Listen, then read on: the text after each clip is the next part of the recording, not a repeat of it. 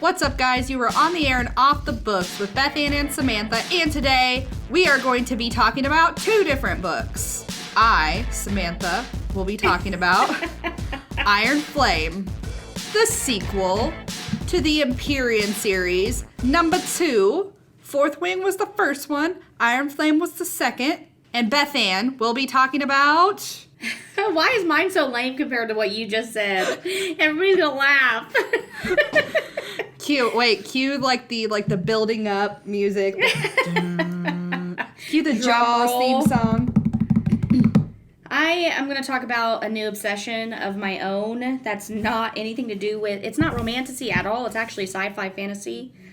And it is Dungeon Crawler Carl by Matt Dinniman. Pew, pew, pew. Pew, pew, pew. We need like little sound effects. We do. We need like Ben, a soundboard in here. Don't let us down. Or don't let us do it. Insert sound effects here. Hey, it's Ben here, editor of the podcast. We do not have the budget for sound effects, so please carry on making your own. Now back to the episode. Okay, so I need to pull that up. do you want to talk about your book first? Yes, I'm going to pull that up now. So, okay. I don't know if any of you guys know what a lit RPG is. It's lit. It is absolutely lit. Okay, listen. That's what the kids say. It's what all the kids say. So I watch a lot of different like so-called booktubers or YouTubers who review books online and stuff. And I watch a lot of like epic fantasy people who really love people who don't read romantasy. And if you don't know what romantasy is, it's things like, Fourth Wing. No shade. She's going to be shading me this entire podcast. The whole video, and so is Samantha, so it's fine. We'll shade each other. Grow trees right over. Coral.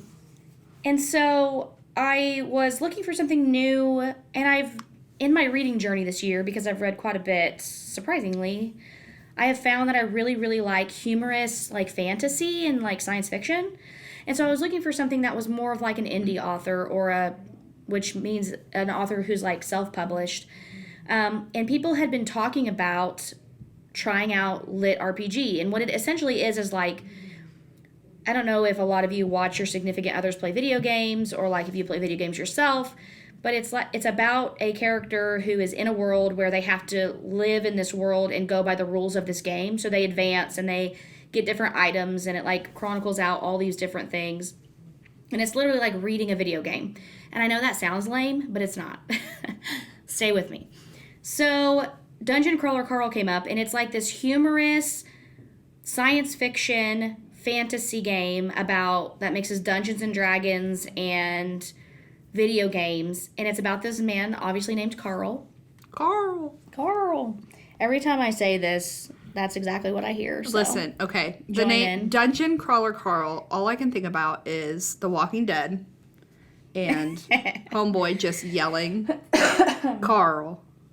Over and over again. Over and over again. It's so fantastic, guys. If you really love humor, if you really love fantasy with a little bit of like space involved, this is really going to be your next read. And it is so fantastic. If I can get through 6 books that are about 400 to 700 pages apiece in like a couple months, then you can read this too and really, really enjoy it. It's wonderful. It really is. This is the description for you so I don't like butcher it. The apocalypse will be televised.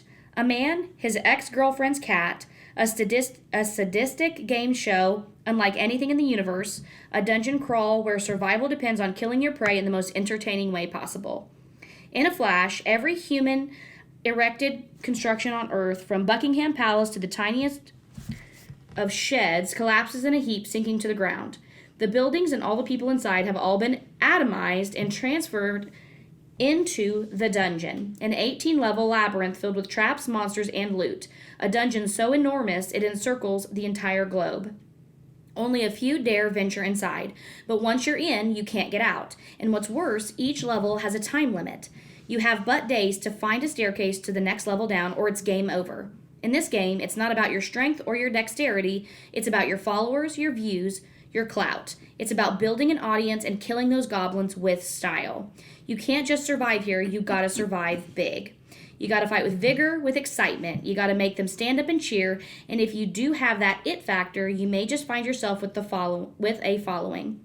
That's the only way to truly survive in this game, with the help of loot boxes dropped upon you by the generous benefactors watching across the galaxy.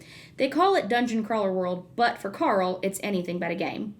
And it's literally about this man whose cat, so he gets dumped he dumps his girlfriend because she's cheating on him, currently in the Bahamas. That's a no-no.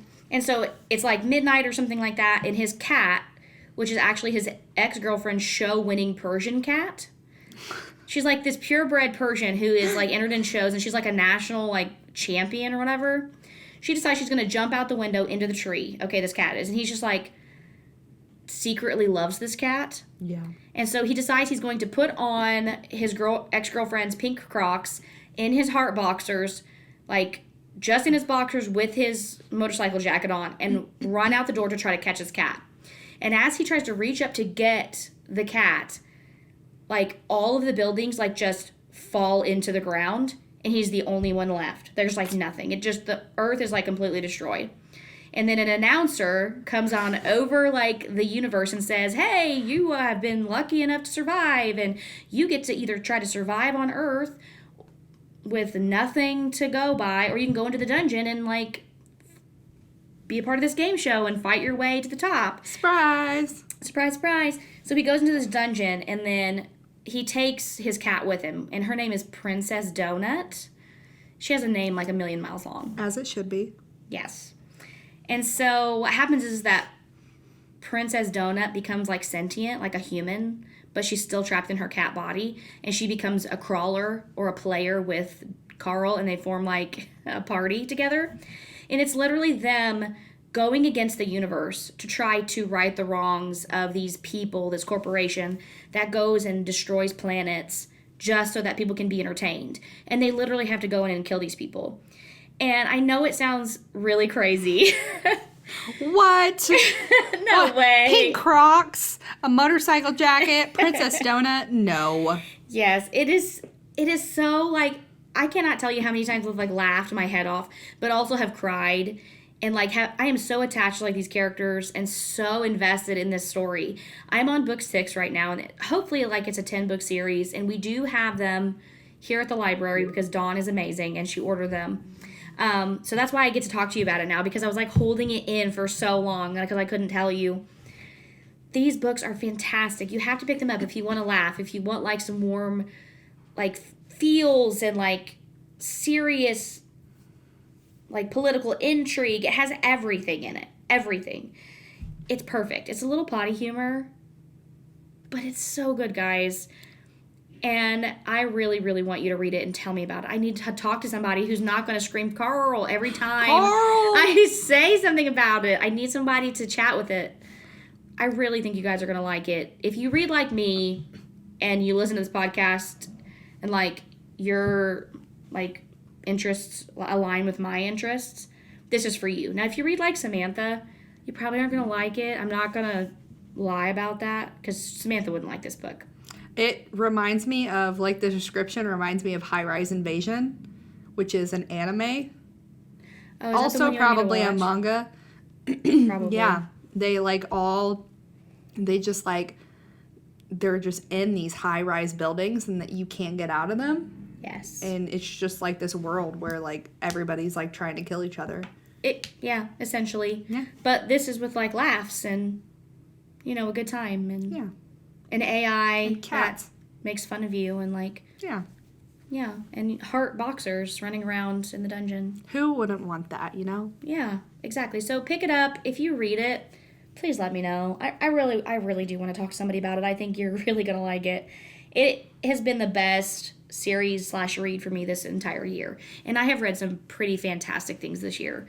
No offense to Brando Sando, but this is topped my book list this year. What? For real. Like, not Higher even than kidding you. Brando Sando? Higher than Brando Sando. Because Brandy Sandy really knocked me on my butt with a bunch of things that I read this year.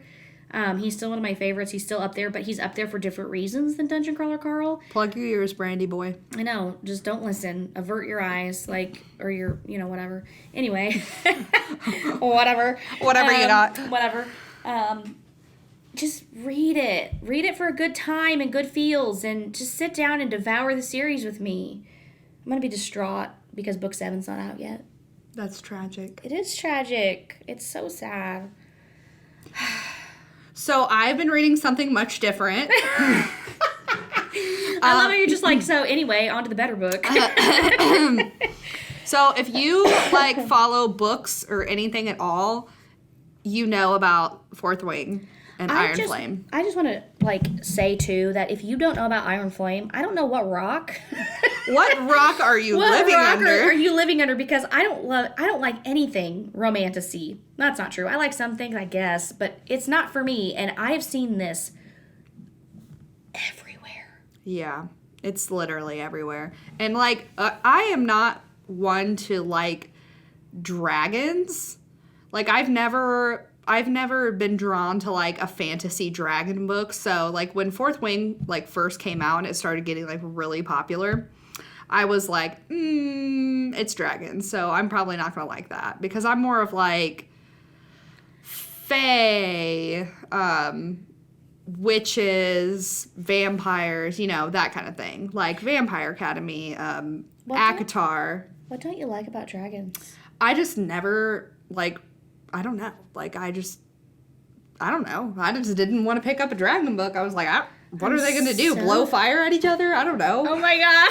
I'm so offended. So I was a little hesitant, but it started getting super popular. So I was just thinking, okay, it's time, Samantha. You can't not be with the times here. You just got to pick it up. You just got to read it for yourself and just figure it out, So, alas, I picked up Fourth Wing, and it became my favorite book of 2023. And I do not say this lightly because I am very picky. I'm very picky about my books, and this got probably a 5,000 out of 5. See, that is what is so interesting to me, is that you really are hard on you know what I mean? You're fair. Yeah. And I was so shocked about how many 5-star reviews this book get. It is literally almost a 5 on Goodreads, which is very hard to do if you follow Goodreads at all. Yeah. And the fact that you gave it a 5-star, this is why I'm going to read it, ladies and gentlemen, because I just need to know what the hype is about. Yeah, it is a romantasy, but my favorite part about the book, surprisingly, were the dragons. They were everything. Should have been. Yes. So the second book came out, which is much bigger than the first one. I think the second book, Iron Flame, is it says 878 pages. So that... Oh, that's the second one? Yeah. Holy Moses. That is a big boy. It is a big boy. It took me... I thought I was going to read it in 2 days, but I paced myself because I knew my heart was going to be broken after I finished it. So it took me about 4 or 5 days to read it. So this is the description. People, if you've read Fourth Wing, this isn't going to give any spoilers. If you haven't read Fourth Wing, it's not going to give you any spoilers or anything. So... Everyone expected Violet Sorrengail to die during her first year at the... Okay, I'm going to pronounce this correctly because I've been pronouncing it incorrectly. Basgiath War College, Violet included. Ooh. But threshing was only the first impossible test meant to weed out the weak-willed, the unworthy, and the unlucky. Now the real training begins, and Violet's already wondering how she'll get through. It's not just that it's grueling and maliciously brutal, or even that it's designed to stretch the writer's capacity for pain beyond endurance. It's the new vice commandant, who's made it his personal mission to teach Violet exactly how powerless she is, unless she betrays the man she loves. Although Violet's body may be weaker and frailer than everybody else's, she still has her wits and a will of iron. And leadership is forgetting the most important lesson Basgiath has taught her. Dragon riders make their own rules. But a determination to survive won't be enough this year, because Violet knows the real secret hidden for centuries at Basgiath War College, and nothing, not even Dragonfire, may be enough to save them in the end. So in the first book, Fourth Wing, they're just all like, they're training to basically become Dragon writers. Yeah. So by the second book, they just get thrown into this like all-out war. And I can't really say like what they're at war. I can say very little about the whole plot of Iron Flame, because if you haven't read Fourth Wing, I don't want to spoil it for anybody, because you know how we spoil books, but this is just too important. We do. We spoil them big. And I want to spoil it so bad, but I'm not going to. Well, if I'm going to read it, do you want me to leave the room so you can spoil it for them and then come back? I'm not going to spoil it because somebody might be mad at me, and I'm not going to do that. But I did talk about Fourth Wing a little bit on one of our previous podcasts, so you can hear me talking about Fourth Wing earlier. But Iron Flame, you have to pick it up. I think we are getting 6, 7 copies in. Yes, we have kind quite of a on few. The back wait order. list is, it is back ordered, because that's the thing, is that people have ordered out so bad. I think I went to Walmart the other day because I was like, maybe they've got a paperback in Fourth Wings that I can pick up, because the holds are a billion miles long. I think there's 3,000 holds or something like that on Libby. On Libby, yeah. It's super. When we tell, we're not exaggerating that this is this is definitely the most popular book of 2023. Right. This has gotten so much, even more than ACOTAR, Sarah J. Maas, all of those people. This is top tier, crazy, burst through the door. It is nuts. And you can't find it. I can't find it. I know that they dropped a bunch of special editions. I was going to go. I thought I was going to go to the store later after work and go get. You can't find them. Immediately they dropped and went out that day, and they were immediately sold out. Yeah. So, I think the thing about this too is that, like you said, Fourth Wing is very. You can't reveal a lot of things because the end is very spoilery. There's cliffhangers to this. Yeah. And I think that by your reaction on the second book, you said that there was also a big cliffhanger. Yes, it left off at a really, really big cliffhanger that. If y'all have read Fourth Wing, the first book, you guys are going to be distraught, and just get your tissues out, get your emotional support stuffed animal, your emotional support food out, because y'all are going to need all of them. Right. And I'm hoping that that's what, really gets me, is that she's not afraid to be Attack on Titan and kill people. Yeah, no. And she'll kill a character, and she'll just be like, okay, so we're gonna go get ice cream. Oh well, sucks to suck. And the audience jaws are to the floor, and she's guys. Just let's go, here we go, and everybody else is sobbing in their Kool-Aid and I'm there's been so many times where somebody just gets attacked out of nowhere and they're just dead, and you're just are we gonna go over that, or is that just gonna be happening? And she's yeah, it's just Rebecca. That's just what I'm gonna do. Come on, Rebecca Yaros. It's just what she does. So yeah, it was I was reading this, and I literally had no idea what was going to happen. Every single chapter, I was somebody could be dead at the end of this chapter. Something could just blow up. A dragon might die. I don't know. Rebecca just might just be this is the end, and this last half of the book is just blank pages. It's a mystery. So the crazy thing is that Samantha, just by what she's told you, has convinced Ben and Justin and myself to read both of these. Justin's excited for Iron Flame, and I stand by that. I just think Justin's nice. I did tell Ben that all I wanted for Christmas was for him to read Fourth Wing, and he did promise. I will listen to the graphic audio. Yeah, reiterate that. He did promise. So we shall see if he likes it. So if you'd like to join in on that. Yeah. I think it'd be really fun if that gets accomplished and we all decide to get it listened to. We all need to have a podcast on it.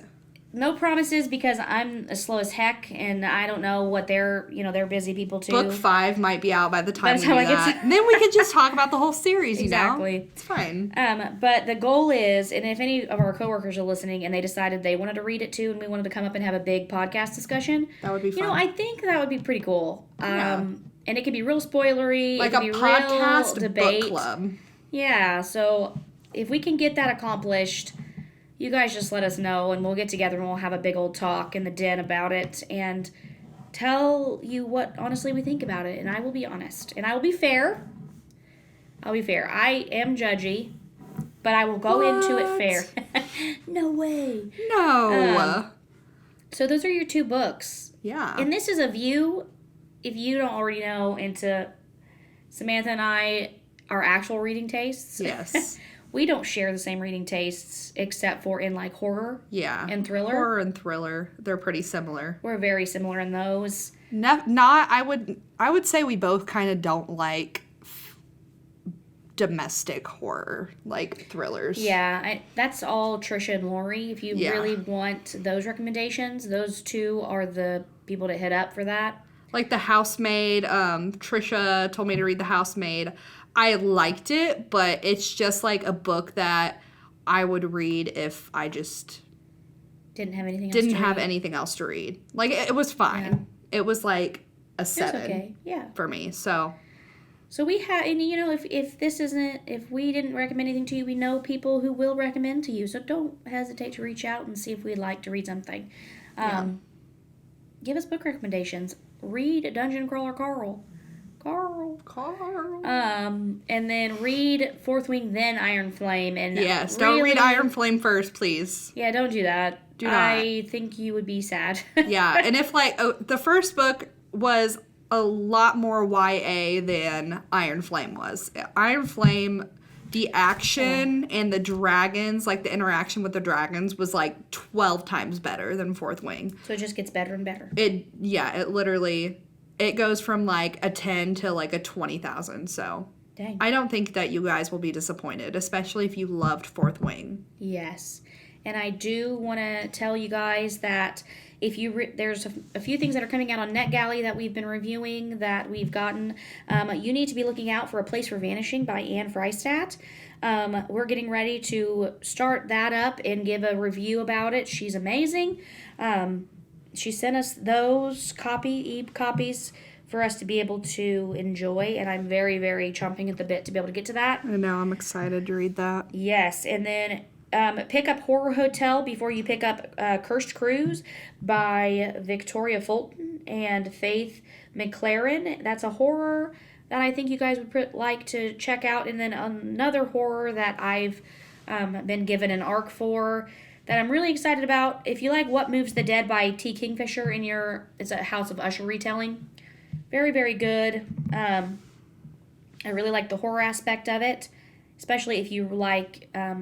what was it called with the zombie mushrooms? The zombie mushrooms? The Last of Us?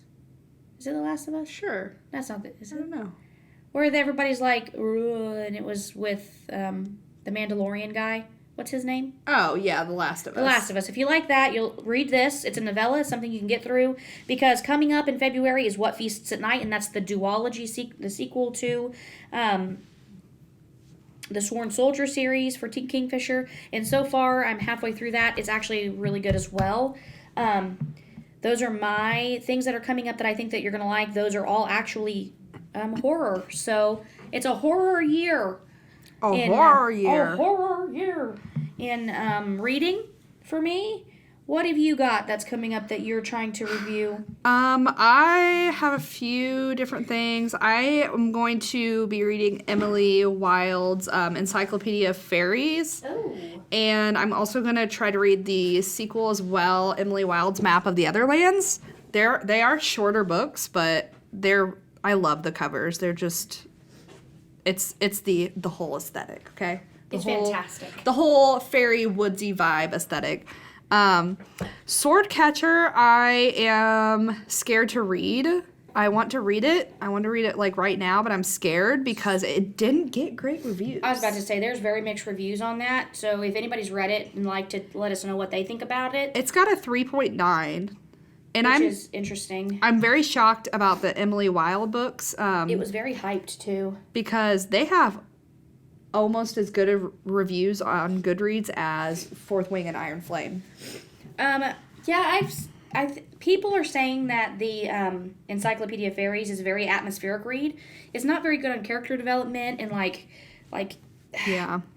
character focused, but the place and the idea of everything is what really gets people going. Right. So if you read that for real, let me know if it's worth a read. I'll pick it up. Some of the books that I have on my TBR are, I'm scared to read them because Goodreads is critical, okay? Yeah, and they haven't done great on Goodreads. They're all in the high 3.0s, so I'm a little bit afraid. I really want to read None of This Is True by Lisa Jewell. I haven't read any of her books, but I see that book floating around all the time, and it gets a pretty good rating. It gets a 4.2. Listen, I think Goodreads is just critical. I don't trust them. I like to go by Amazon. Same. And also Fall of Ruin and Wrath, the first book of the Awakening series by Jennifer Lynn Armentrout. So I got those, and then let's see. Eventually, I want to get to the Brothers Hawthorne because Jennifer Lynn Barnes does have a 5th book coming out of the Inheritance Games, which is going to be the grandest game. Oh, wait, no, wrong thing. I really want her to expand on the naturals, but... I know, me too. Which also, side note, the Natural series got new covers, and they are on sale right now. Not saying you should go buy them. Merry Christmas. But Merry Christmas, yeah. Maybe they'll be even more on sale for Black Friday, but I really like the new covers. And then right now I'm just reading the last book of Vampire Academy, and I'm still in distraught mode over Dimitri. I think he's slowly starting to redeem himself. I know what happens, but I've just erased it in my mind, and now I'm reading it again for the first time. And he's not a vibe right now. He's not doing a great job, and I need him to step up and be the man that I know he can be. But yeah, that, and then like Bethann said, A Place for Vanishing, which we're both anticipated. That has amazing reviews on Goodreads. As it freaking should. You know what I'm saying? Our girl, Anne, she be doing the best and the most, and it's gonna show. I have ordered a signed edition of this with goodies from. Yeah, I also ordered that. I'm so excited for it to come in. I'm gonna have it read before then, but if I should have just started it when it came out. If we didn't have a schedule that we have to stick to, this would have already been done. Yeah. I'm very excited about it. And then I'm really excited for the 3rd book of the Crescent City series coming out in January. Oh yeah, I started Crescent City. No, yeah. Yes. I started Crescent City. My mom picked it up the other day, and she goes, "What's this?" She goes, "It's really scary." And I said, "Well, it's Samantha. Samantha gave it to me.